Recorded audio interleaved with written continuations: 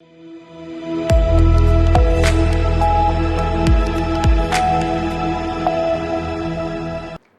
मैं हूं रत्ना और आप देख रहे हैं सी न्यूज़ भारत। आयोग करते बिहार झारखंड बुलेटिन की ओर बात होगी कैमूर के, जहां राष्ट्रीय जनगणना को सफल बनाने के लिए प्रशासनिक स्तर पर तैयारियां जोरों पर हैं। साथ ही बात होगी कोडरमा के, जहां अजय कुमार पर 3 मासूम छात्रों को प्लास्टिक के पाइप से बेरहमी से पीटने का आरोप लगा है। ऐसी तमाम खबरों पर विस्तार से चर्चा करेंगे।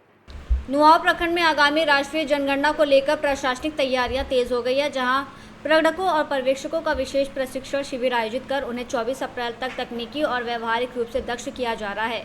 प्रखंड विकास पदाधिकारी ने बताया कि जनगणना का कार्य 2 चरणों में होगा, जिसमें 1 मई तक स्वगणना का अवसर रहेगा और 2 मई से 31 मई तक प्रगणक घर घर जाकर डेटा इकट्ठा करेंगे, जिसका उद्देश्य सटीक आंकड़े जुटाकर सरकार की जन कल्याणकारी योजनाओं को बेहतर बनाना है।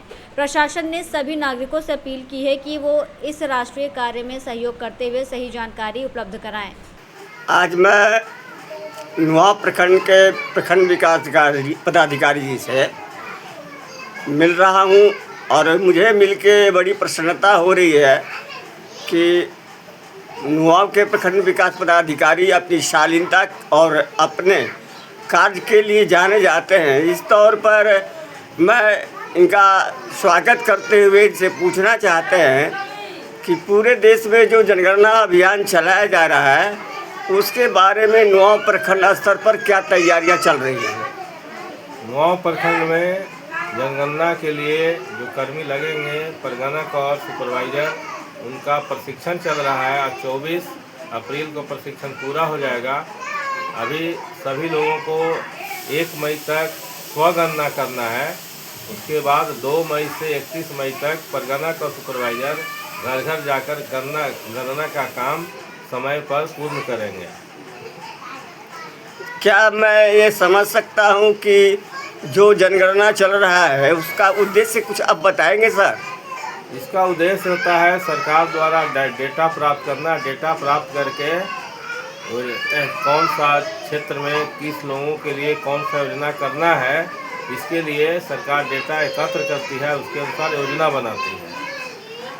नुआव से सी न्यूज़ संवाददाता नमो नारायण चतुर्वेदी की रिपोर्ट।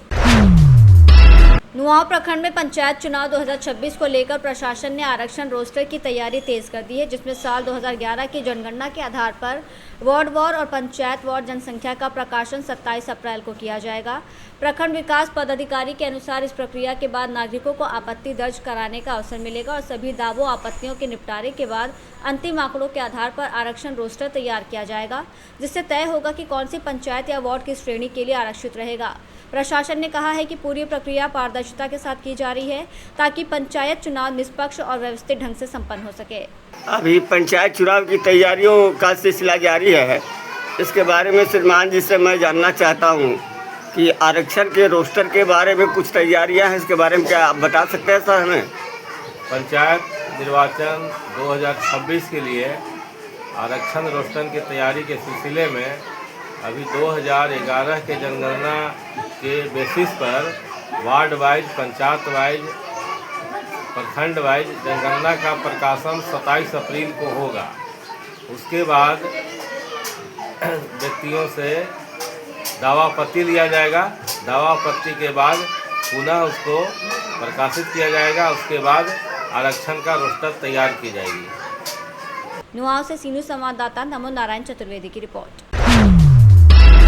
कैमूर जिले के भगवा शहर स्थित जयप्रकाश चौक पर नगर परिषद की लापरवाही के कारण भीषण गर्मी में राहगीरों को गंदे नल के पानी पर निर्भर रहना पड़ रहा है, जहां लगाए गए पानी की टंकी की नियमित साफ सफाई और रखरखाव न होने से वो पूरी तरह गंदी हो चुकी है।